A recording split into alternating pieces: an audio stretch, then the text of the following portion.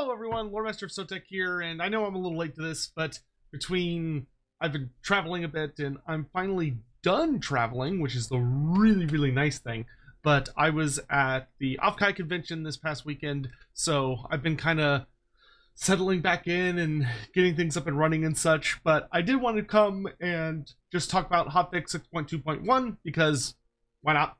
There is a couple of little interesting things in here. The biggest one, of course, being that they fixed a couple small issues that came in with 6.2, notably with the placement of certain features, and we also got another magic item, which people have, of course, already found, so we'll talk a little bit about that, because that item is actually very interesting to me, for reasons I'll get into in a minute.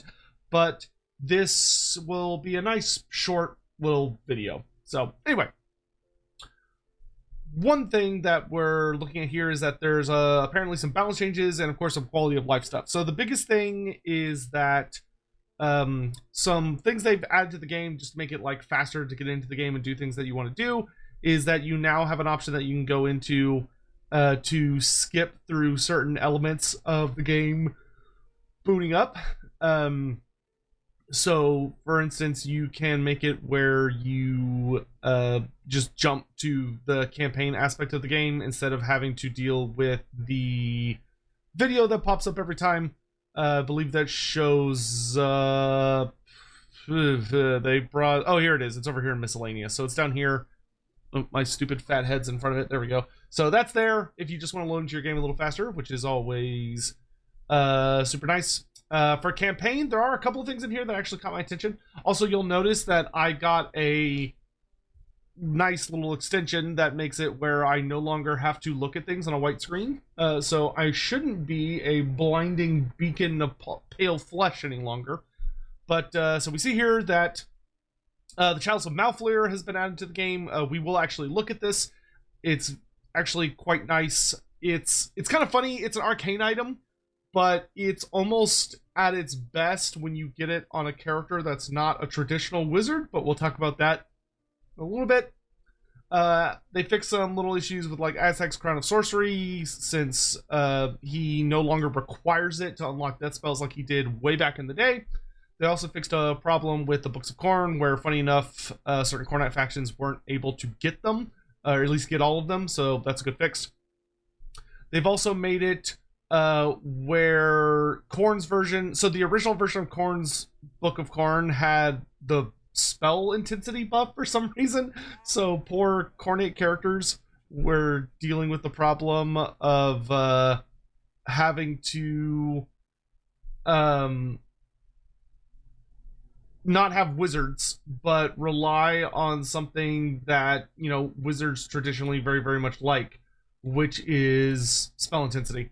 So they've changed it now to that you just silence everyone in the same region as the person that owns the completed book set, which is nice. That is a significantly more powerful buff and significantly more appropriate, especially because silence is very powerful. Not only does it prevent spellcasting, but also prevents ability use as well. So that's incredibly good.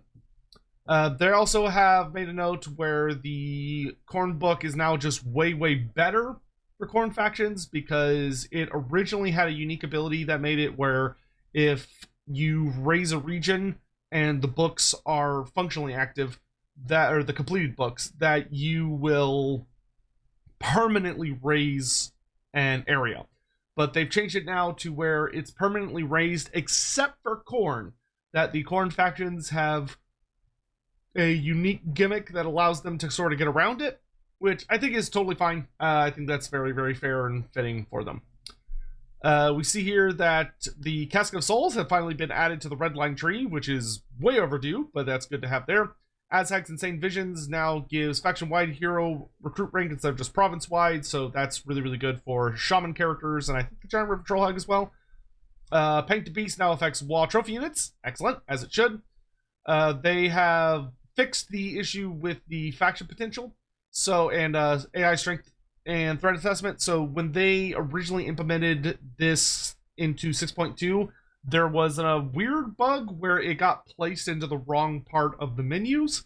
So it ended up being at the bottom of the in-game crises menu, which meant you had to have in-game crises turned on in order to even access it. Now it has been moved into its own unique placement, though you don't need to like change your campaign or anything to use it, but it now is where it's supposed to be. We already talked about the chaos video thing. Let's see, docked. Actually, that one's actually a little interesting. So the Black Arcs, when they're docked, which means they're essentially in their like replenishment stance, they get additional buffs, just like if you're in encampment stance. But there was just a slight UI error where it wasn't showing that they were in that stance when you went to the pre-battle screen.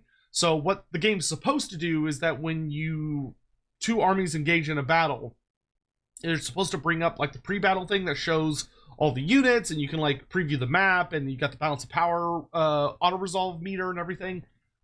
What it's supposed to do is there's supposed to be a little section down next to each army that has a description of like effects that are active on them at that moment.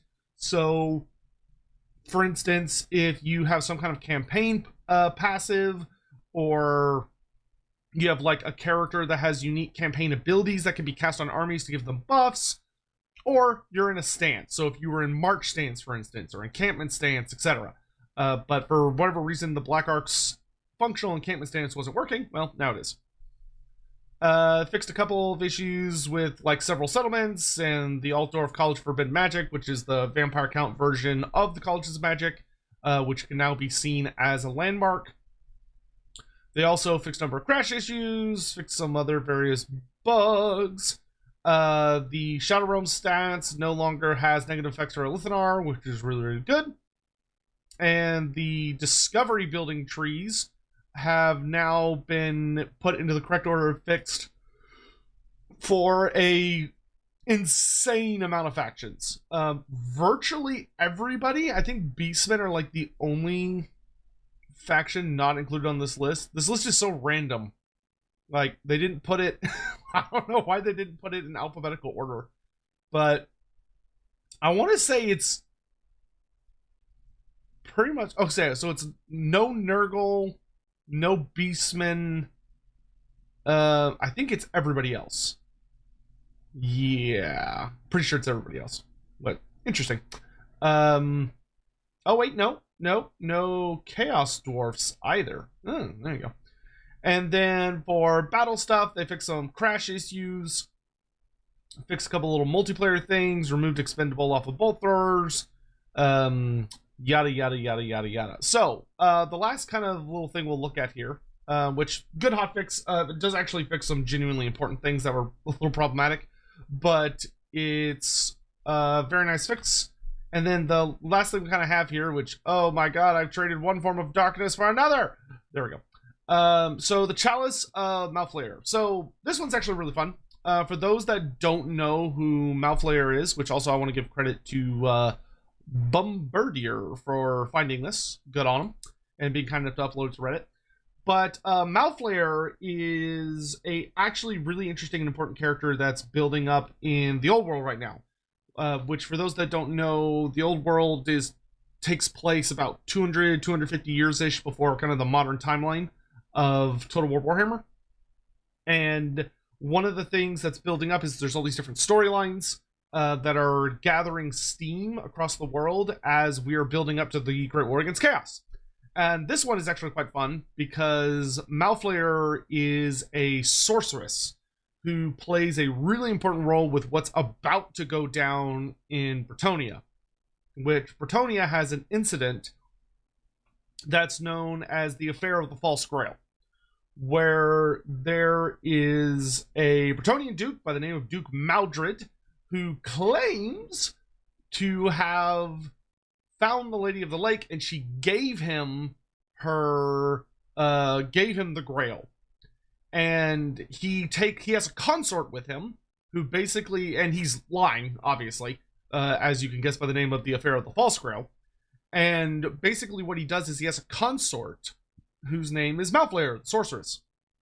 And her whole thing is that she is a very, very mysterious, very powerful sorceress who is incredibly gifted at not only unleashing dark magics, but casting illusions. And she basically presents herself as she is the Lady of the Lake, or like an immortal incarnation. Because the Fey Enchantress, the two of them actually managed to lure the Fey Enchantress to a dinner where they drug her and then trap her in the Grand Dole. I can't remember the full name of the dungeon, but it's this little dungeon that's on an island just off the coast, not far from Mousillon. But with her gone, Malfleur basically impersonates the Lady of the Lake, and Duke Maldred is essentially like, look how cool and awesome and badass I am, and I have the lady as my wife. So she's a very, very, very powerful woman that wielded some incredibly strong sorcery.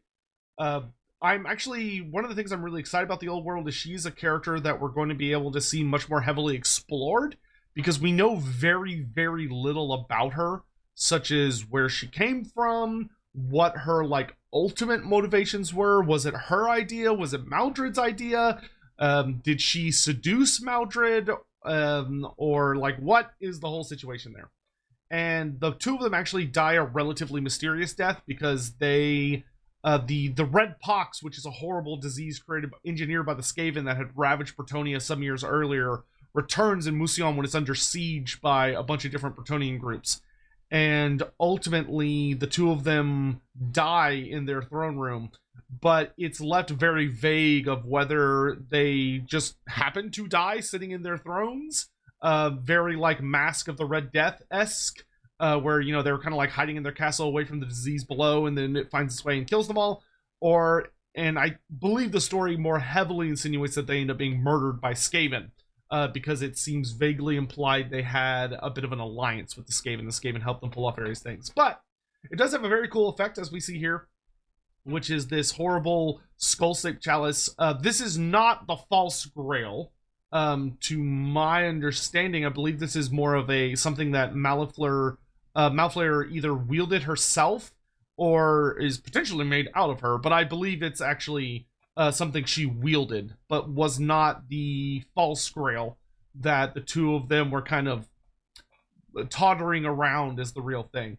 We can see here that if you have it equipped on a wizard, it makes them immortal, which is always very, very nice. 30% extra experience, also super duper nice. 100% miscast chance for all enemy casters. So that's also super good. That basically means that unless your opponent has really good reduction to miscast, they're going to hurt themselves every single time they cast, which miscasting, although it may not seem like a lot, it can be pretty devastating depending on the situation, especially if you're miscasting every time you cast a spell, because there's a random percentage that it kind of flows along of how much damage it's going to do to the wizard. Not to mention it can also like knock them over and cause other issues, but it also gives you 500% additional healing cap, which is nuts. That is so much healing. So, however, it also makes it where you are pretty much guaranteed to miscast. This is much better on some characters than others. For instance, if you have a life wizard, or better yet, some kind of wizard that has access to natural regeneration. So like if you have a vampire character with the hunger, or you have just a character that's able to regenerate through some other means because of another item they have or an ability. So like Giant River Troll Hags, fantastic. Any vampire character, fantastic.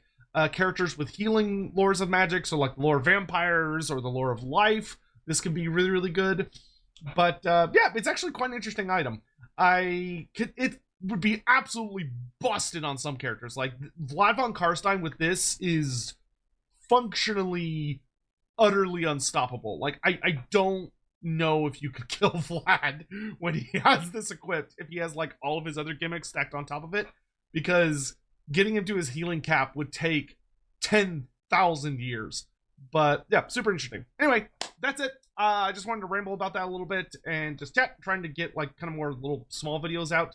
So overall, solid hotfix, does fix a couple things. There are definitely some issues that I'm hoping to see CA address sooner rather than later.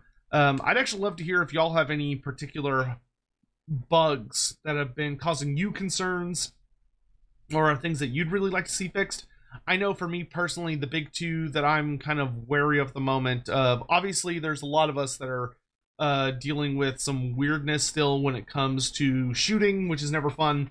But I think the two big ones for me right now are there's actually a really interesting bug in the game involving the Tomb Kings, where if you're not careful when you're researching a Tomb King technology that requires a secondary resource, so like you have to pay gold or you have to pay canopic jars in order to like unlock the resource.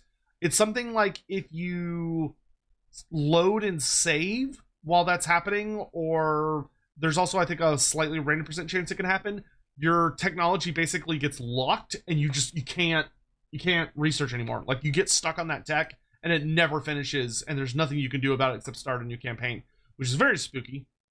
And then there's also, which to my understanding it can only happen if your tech also goes negative. I think it requires both of those functions to happen. I think you have to have like a negative research rate. So you have to have like a below 100% research rate, and you have to be researching a tech that has like a secondary resource, something like that. Because the Tomb Kings are one of the very few factions where whenever they research certain techs, their research rate drops, which is a unique gimmick they have. But in any event, the other one for me is that I would really like to see it fix an issue where many people don't know this, but all of the legendary lords that or factions that have a gimmick in game where they get a bonus to diplomacy with another faction. So like Azhag the Slaughterer has a bonus towards vampire counts and etc etc. If the AI is playing those factions, they don't get those diplomacy buffs. So like your Azhag AI doesn't have that plus 40 to kind of offset his aversion towards undead. And it's the case for several factions. So like if the game starts with them having a non-aggression pact, that's still in, but for some reason they're not giving their diplomacy thing. So that's why often if you're playing Chaos or just not one of the not Kimmler, you'll often see Kimmler having an unfavorable relationship with Chaos factions when he should have a fairly decent one, because as the AI faction he doesn't get the buff, which I find very annoying and I really think they should fix. But anyway, that's it for me. I'll see you guys later. Thank you very much for watching. Have a lovely day.